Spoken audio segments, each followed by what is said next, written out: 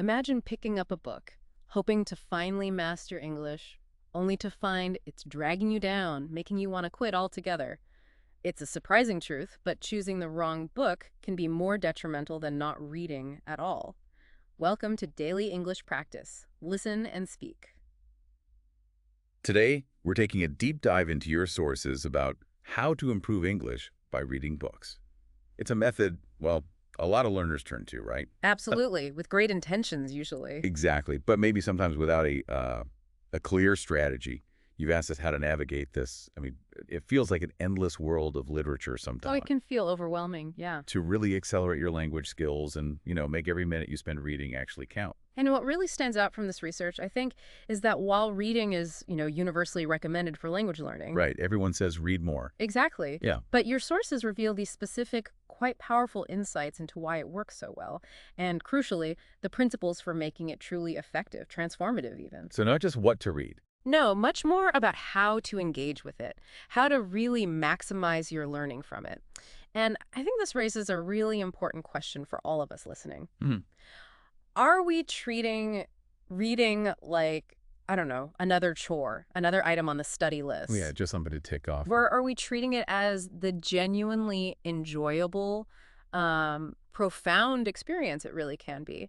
Our mission today, I guess, is to show you how reading can become maybe the most potent and definitely the most enjoyable tool for unlocking your English. Okay, so let's unpack that core idea then. Yeah. We started with that hook. Yeah.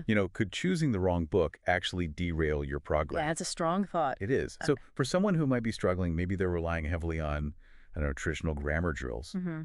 Why should they shift their focus to reading? What makes it such a, powerful, affordable, and accessible tool? Well, if we connect this to the bigger picture, reading isn't just about boosting your vocabulary. I mean, don't get me wrong, that's a massive benefit. Huge, yeah. But think of it maybe like learning an instrument, like the guitar. The best way to get better isn't just memorizing chords in isolation, right? No, you have to play song. Exactly. You practice songs, you play constantly. Reading gives you that consistent, natural exposure. It helps you internalize vocabulary, grammatical structures you might have already learned somewhere else. So it reinforces what you know. Precisely, but it does it naturally. This constant immersion helps you remember words and phrases not through rote memorization. Flashcards. Right, not flashcards, but through this kind of implicit learning process. Your brain just unconsciously picks up patterns and reinforces them every time you see them in a new context. Okay. And this also fundamentally trains you to use context to guess the meaning of words you don't know. The guessing skill, which is vital. Absolutely vital for mastering any language. It's much more effective in the long run than, constantly stopping to look things up in a dictionary.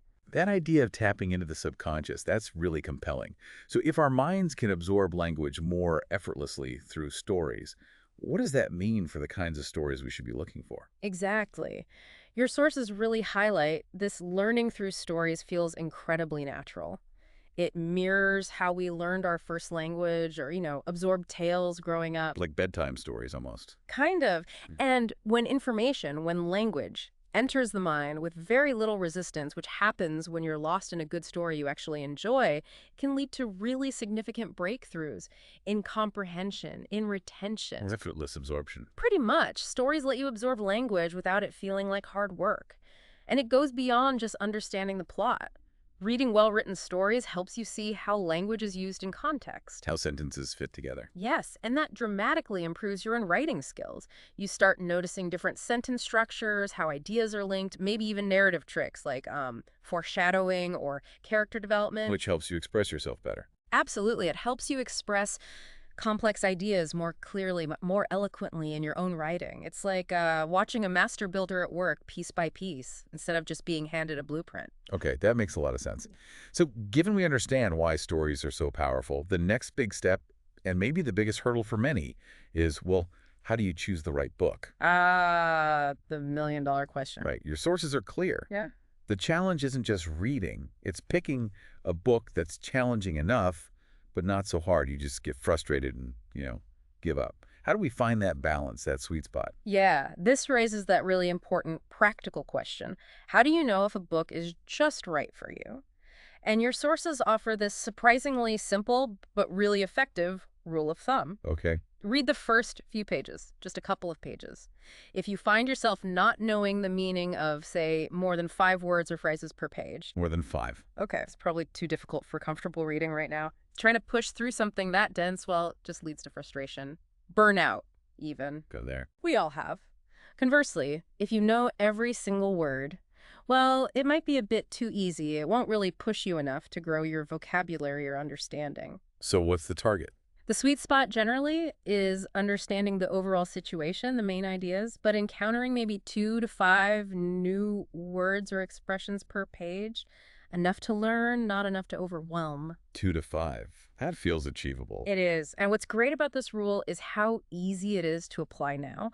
Most online bookstores, they offer free previews or look inside features. Examples, yeah. Exactly. So you can literally test a book for its fit before you even think about buying it. It saves time, money, and makes sure your reading is actually productive and, crucially, enjoyable.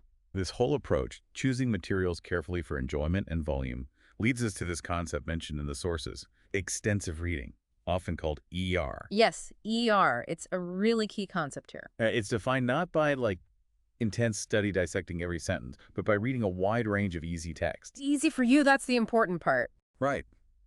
Easy for you, in large quantities, and mainly for pleasure. Enjoyment seems key. It's paramount, absolutely. The most significant factors in why ER works so well, as your sources really emphasize, are these. You read what interests you, personally. Your choice. Your choice, absolutely. And you read a lot. The easy part reduces frustration, it builds confidence, it allows you to read more fluently instead of getting bogged down. Instead of stopping every sentence. Exactly. The wide range part exposes you to different words, different contexts. Large quantities builds up your reading speed and makes recognition more automatic. And the pleasure part, that fuels everything. It ensures motivation, keeps you engaged long term. So it's okay to ditch a book. Oh, absolutely. Right. If you're, say, 10% into a book and it's just not grabbing you, or maybe it turned out to be harder than you thought or even too easy, it's absolutely fine. In fact, it's encouraged in ER to just put it down, find something else. That's liberating. It is. The key is finding stuff you enjoy so much that, nothing could stop you from reading it. Your independence, your autonomy in choosing what you read is critical for keeping that motivation high. It makes reading a joy, not a task. Think about it. If you force yourself to eat food you hate, you'll dread meals, right? Same applies to reading. Find what you genuinely like. Okay, and for those of us maybe struggling to find those just right books or maybe feeling a bit lost in all the options, your sources mention some really clever modern ways to get recommendations, using AI, for instance. Yes, that's a fantastic approach, something learners didn't have access to, say, 10 or 20 years ago. How does that work?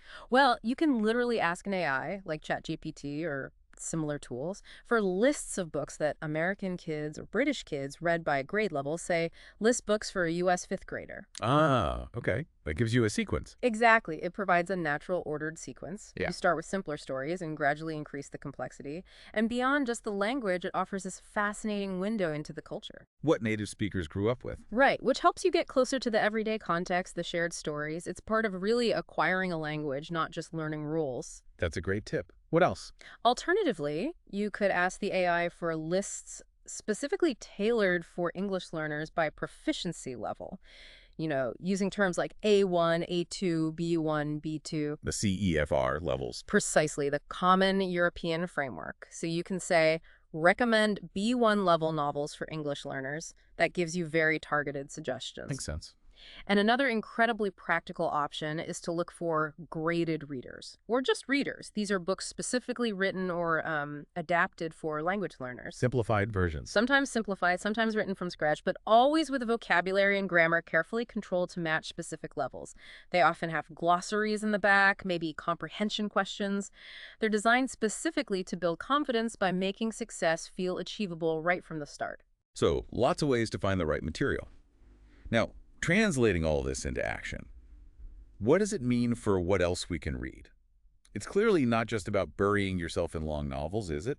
Can our everyday reading habits fit into this extensive reading idea? Oh, absolutely not just novels. Your sources really stress the value of diversifying. Reading online articles, news stories, hugely beneficial. Why those specifically? Well, they're usually shorter, for one. They cover a massive range of current topics, keeping your vocabulary relevant. And they're particularly useful if you're prepping for English exams, which often use contemporary issues. True. And what's also fascinating is the versatility.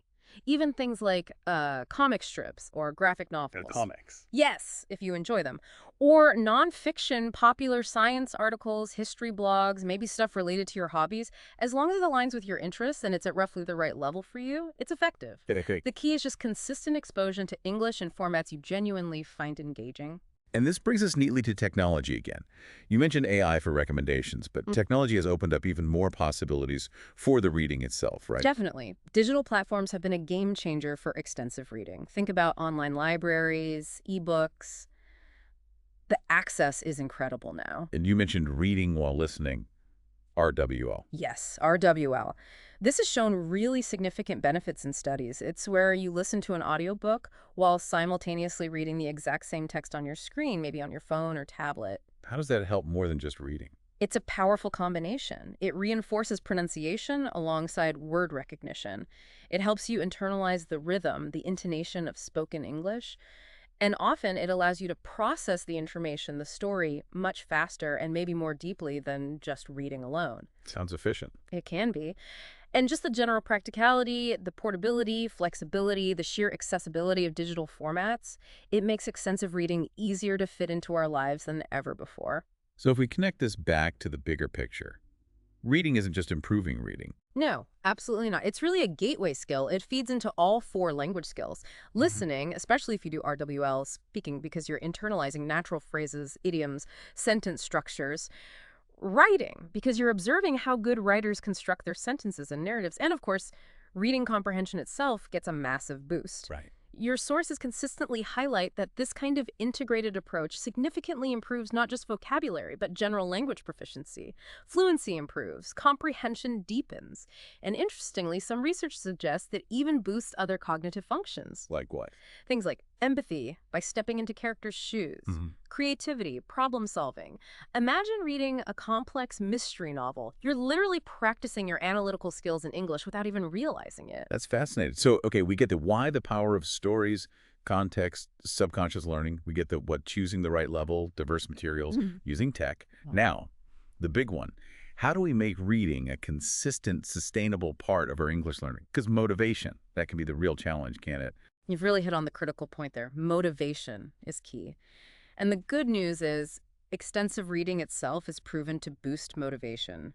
Not just motivation to read more, but actually a motivation for language learning in general. How so? That feeling of accomplishment you get from reading regularly, and especially from finishing a whole book or even a challenging article in English, it's powerful. It's a self-sustaining fuel.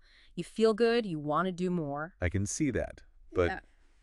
life gets in the way. Absolutely. And your sources acknowledge the real challenges. Sometimes it's external pressures, homework, exam stress, maybe work commitments, or sometimes it's just a perceived lack of time, or maybe not having easy access to the right kind of books or materials. It's easy for reading to slip down the priority list, to feel like another should instead of a want. So knowing the benefits isn't always enough. Not always, no. But as you said, the good news is it's not really about if reading works, the evidence for that is overwhelming. It's about how it's implemented, how you implement it. So how can we make it stick, make it a real habit, even when things get busy? Exactly. Success really hinges on making reading genuinely pleasurable, integrating it naturally. Your sources suggest several practical things. Key factors include having easy, consistent access to a wide range of stuff you find interesting. Making it easy to find something good. Yes. Use those online libraries, borrow ebooks, swap paperbacks with friends, explore those graded readers we talked about, remove the friction. Consistent encouragement also helps, whether that comes from a teacher, a study buddy, or even just tracking your own progress, maybe keeping a simple reading log. Seeing how much you've read. Yeah, it can be really motivating. And crucially, dedicate specific time for it. Protect that time, even if it's just 10 or 15 minutes a day, maybe during your commute or before bed. Consistency builds the habit. And what about while reading? Just passively absorb. You can, especially with easier material, But to get even more out of it, you can engage actively, but in ways that feel natural, not like hard study. Maybe underline a few words that genuinely catch your eye, the ones you think you might use. Perhaps make a quick note about an interesting sentence structure, or try just summarizing a chapter quickly in your own words afterwards, just to check your understanding. Talking about it helps too, right? Definitely. Discussing books or articles with other learners, maybe in a book club or even with a tutor, that can really deepen your understanding and help you remember things. It turns reading into a shared social experience too. Makes sense. And what's really fascinating here, almost a side effect, is this idea that learning a new language through reading can actually lead you to discover new tastes, new genres you didn't think you liked, different perspectives. It's almost like a slightly different reading personality emerges. It transforms reading from just a language task into this ongoing personal journey of discovery. So, considering how deeply stories are ingrained in us in human communication, they're bridges between cultures, they carry truth across generations. If learning a language is really about finding a new way to connect with and understand the world, how might we think differently about the stories we choose to sort of live inside while we're learning that Yeah, language? that's a great thought to leave people with. And that wraps up our deep dive into how reading books, the right books, read the right way, can truly transform your English learning journey. We really hope you're feeling equipped now, maybe excited to pick up your next English book with confidence. Thank you for listening to Daily English Practice, Listen and Speak. We hope you enjoyed this deep dive. Don't forget to subscribe to our channel for more insights into improving your English.